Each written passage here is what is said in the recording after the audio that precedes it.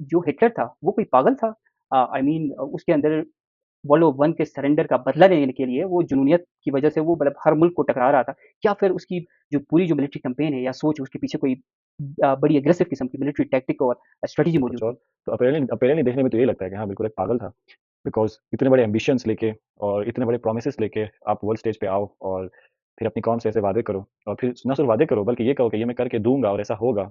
And उसके लिए फिर आप पूरे यूरोप पे, चाहे वो नॉर्दर्न यूरोप हो, आपने ईस्टर्न और वेस्टर्न यूरोप की ओह का यस, आपने ओह यस, जिक्र किया यस, था, बट यहाँ पे कुछ चीज़ें मेंशन है कि उसने नॉर्दर्न और सदर्न यूरोप को भी नहीं छोड़ा था। यस। नेदरलैंड हो या गया, सो बेल्जियम अपेरेंटली हो गया। अपेरेंटली देखने में तो लगता है कि हाँ ये पागलपन था, बट अगर आप उसकी स्ट्रैटेजीज देखें कि जो उसने वादे किए और फिर उन पे उसने अमल करने के लिए, या वो उन वॉर्स को जीतने के लिए किस तरह उसने जीती, जब आप वो देखते हैं तो आप सोचते हैं कि नहीं, शायद वो इतना भी कोई पागल नहीं था जितना शायद हम उसके बारे में समझते हैं या उसके बारे में इतना एंटिसिपेट करते हैं। बिकॉज उसने ऐसी वॉर स्ट्रेटेजीज निकाली जो शायद उससे पहले वॉर हिस्ट्रीज में हुई होंगी, लेकिन इतने बड़े स्केल पे नहीं हुई नहीं होंगी। हुई, फॉर एग्जांपल, जैसे आपने पहले ही आपने ट्रेंचेस का जिक्र किया, Hitler world war one trenches में लड़ चुका था, उसको पता था कि ट्रेंचेस की वॉर कितनी स्लो होती है। बहुत स्लो। या for example world war one में अगर आप बैटल ऑफ सॉम को यस, देखें, द फेमस बैटल ऑफ सॉम, तो उसमें कहते हैं कि उस दौर की टेक्नोलॉजी और उस दौर की वेपनरी के मुताबिक अगर आप उसको कंसिडर करें, तो जो मट्टी की ट्रेंचेस थी, मट्टी के ट्रेंचेस को ब्रीच करना इतना मुश्किल होता था कि सिर्फ 10 मीटर जमीन लेने के लिए बैटल ऑफ सॉन में कहते हैं कि ब्रिटिश ने कोई हजारों टन, मतलब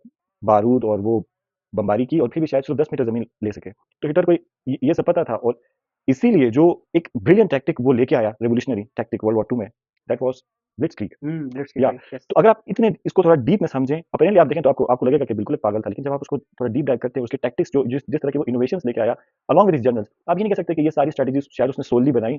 ऑब्वियसली उसके साथ उसके एड्स थे, उसके दूसरे जनरल्स थे जिन्होंने मिलकर उसके साथ ये हुँ, हुँ। स्ट्रेटजीज बनाई। तो आप फिर कहते हो कि नहीं, शायद उसको वॉर की समझ थी, अपनी अपोनेंट की समझ थी, अपनी कमजोरियां उसको पता थी, दूसरे की उसको ताकत पता थी, और फिर उस ताकत को कमजोरी में बदलना, उसको ब्रीच करना, ही न्यू दैट। फॉर एग्जाम्पल, अगर हम वर्ल्ड वॉर टू की हाइलाइट्स लिखें, 4 या 5 लाइन्स में अगर हम हाइलाइट्स लिखें, तो इट्स नॉट पॉसिबल कि आप उसमें ब्लिट्जक्रीग को मेंशन ना मेंशन ना करें। करें। इट्स बिकॉज के जैसे आज के दौर में लैंड डिफेंस सिस्टम्स हम देखते हैं बड़े मशहूर हैं, बोलबाला है उनका, तो उस एरा में ब्लिट्जक्रीग एक ये था कि पूरे यूरोप में और पूरी दुनिया में मतलब इसके चर्चे थे कि ब्लिट्जक्रीग क्या है।